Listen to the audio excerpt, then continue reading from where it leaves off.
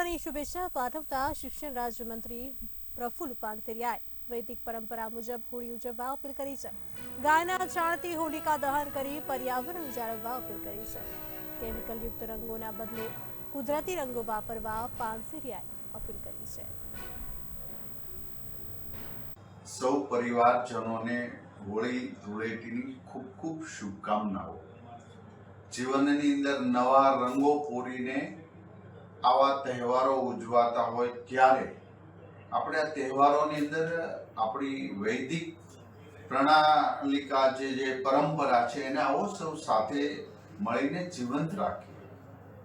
આ હોળી દહન ગૌશાળા દ્વારા ગોબરની સ્ટીક બનાવવામાં આવે છે, જે વૈદિક રીતે યજ્ઞમાં પણ ગાયના ગોબરનું છાણા જે ખૂબ પવિત્ર મનાય છે।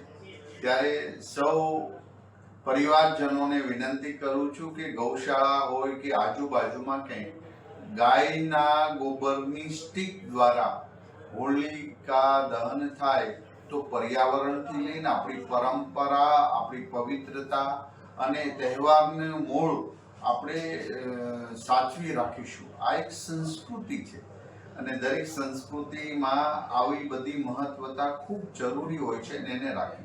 બીજી વાત એ કરવા માંગુ છું કે કેમિકલ યુક્ત કલરો કોઈ પણ વાપરે નહીં। માત્ર સ્વચ્છ પાણી અથવા તો સાદા કલરો અથવા તો નેચરલ કલરોનો ઉપયોગ થાય, જેથી કરીને દર વર્ષે અનેક એવા કેસો આવે છે જે આંખમાં કેમિકલ પડે, સ્કિન પર કેમિકલની અસર થતી હોય છે। તો આવા તહેવારો આપણે વૈદિક પરંપરાથી ઉજવીએ, જેથી કરીને આપણે આપણી સંસ્કૃતિનું પણ જતન કરી શકીએ, આપણા શરીરનું પણ જતન કરી શકીએ।